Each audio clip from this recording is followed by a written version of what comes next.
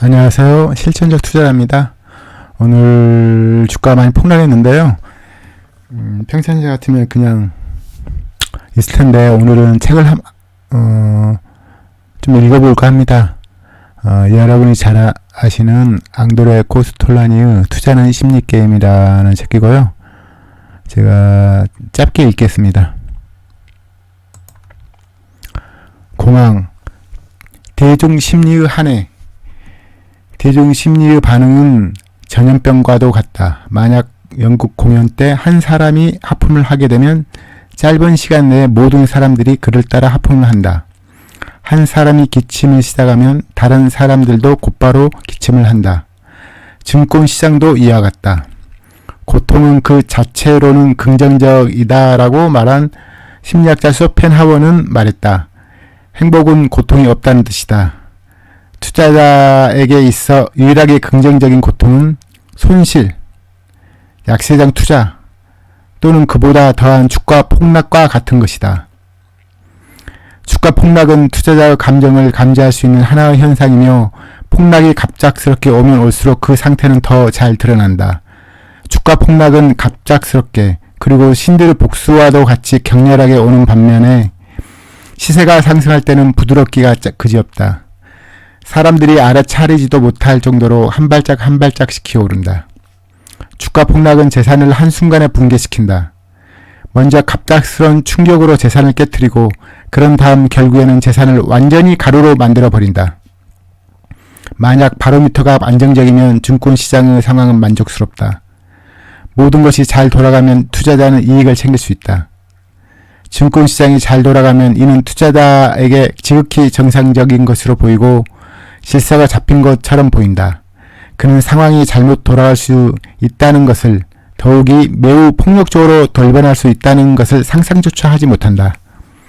그런 일이 일어날 수도 있다고 말하면 그는 모멸감을 느낄 것이다. 그러다가 정말 증권시장이 폭락하고 시세 하락이 그 재산을 갉아먹게 되면 그는 그제서야 고통을 느낀다. 그리고 그는 자신이 운명에 의해 부당한 대우를 받았다고 느낀다. 이제 이유는 환상이고 손실만이 현실이다. 전쟁과 주가 폭락은 역사의 기나긴 길 위에 있는 이정표이다. 그것들 스스로가 역사이고 역사를 끌고 가며 역사를 여러 시기로 나눈다.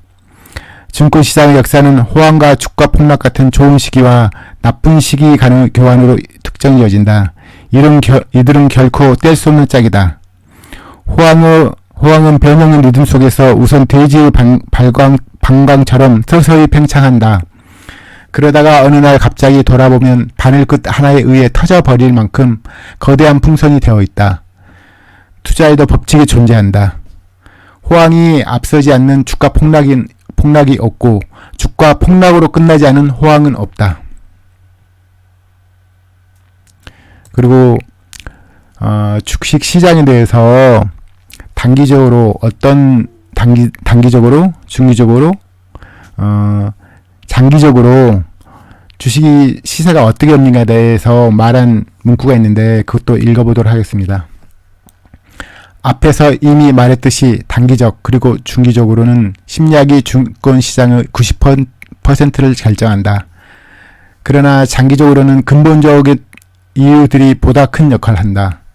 심리학 외에 증권시장의 단기적 추세를 결정하는 요소로 시장의 기술적 기초가 있다. 이는 주식이 충분한 자본과 배짱을 가진 투자자의 손에 있는가, 아니면 그렇지 못한 즉 겁장이 투자자의 손에 있는가를 말한다.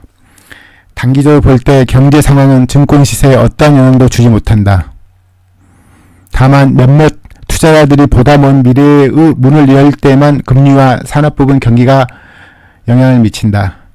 주식 매수자가 매도자보다 더 강한 물질적 또는 심리적 압박 상태에 있을 때만 시세는 상승한다.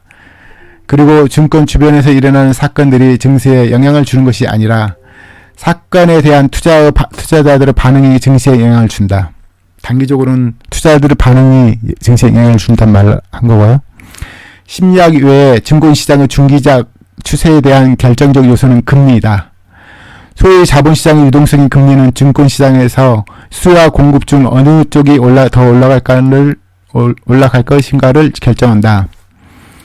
지금은 금리 때문에 주식 시세가 많이 하락하고 있죠. 이걸 알고 대처한 것은 다른 게임이니까요. 금리는 1차적으로 채권 시장에 직접적인 영향을 준다. 만약 금리가 떨어져 채권의 수익성이 낮아지면 많은 유동성 자금들이 증권 시장으로 몰린다.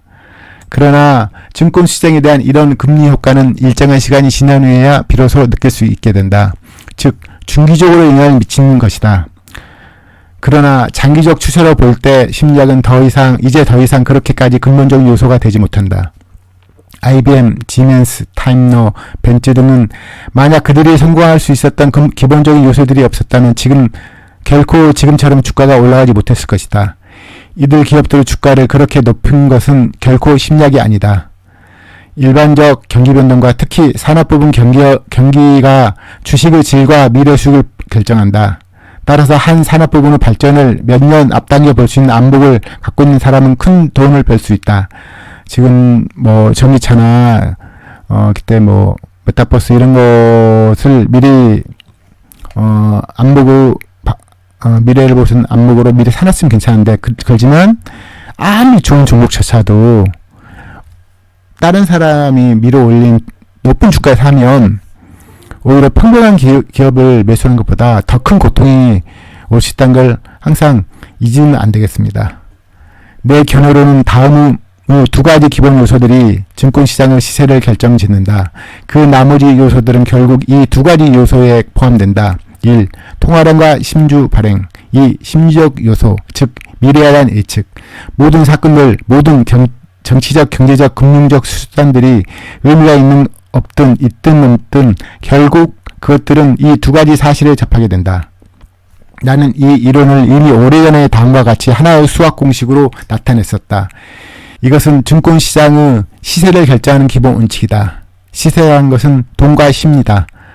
돈이란 건 유동성, 많은 돈이 풀리는 걸 말하는 것 같고요. 심리는 심적 요소, 미래에 대한 예측을 말하는 것 같습니다. 제가 아주 옛날에 읽었었는데 그동안 한동안 안 읽다가 또 이제 폭락장이 오니까 다시 꺼내보게 되네요.